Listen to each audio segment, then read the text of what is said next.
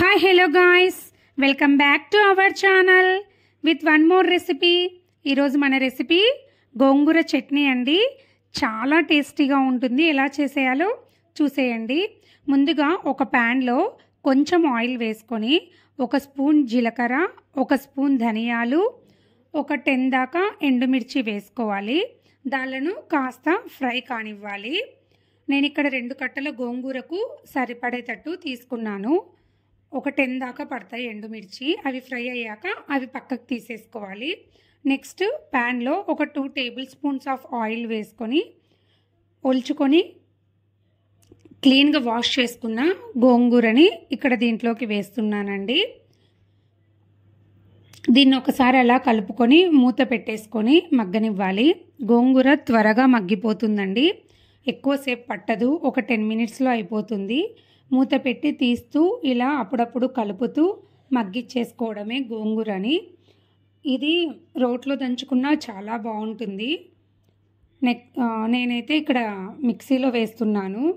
ఇలా అయినా కూడా బాగుంటుంది. గోంగూర బాగా మెత్తగా మగ్గిపోయి మనకేమీ కనిపించట్లేదు అంటే ఇలా మా పిల్లలు తినరన్నమాట. అందుకని నేను మిక్సీకి వేసుకుంటున్నాను అనమాట.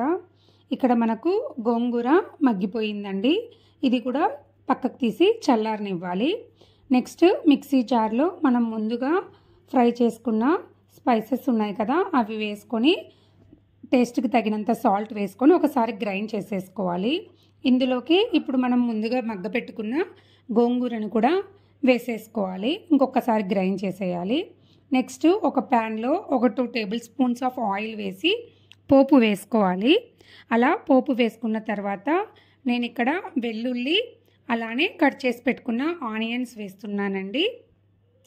వేసుకొని కొంచెం సాల్ట్ వేసి దీనిని కొద్దిసేపు మగ్గనిచ్చేసేయాలి. అవి మగ్గిన తర్వాత అందులోకి కొంచెం పసుపు,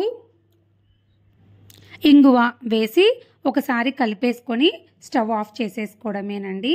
చాలా టేస్టీగా ఉంటుంది. అన్నంలోకి చపాతీలోకి చాలా బాగుంటుంది. అలానే ఫ్రిడ్జ్లో పెట్టుకుంటే ఒక 10 డేస్ అయినా ఉంటుంది. Please like, share and subscribe.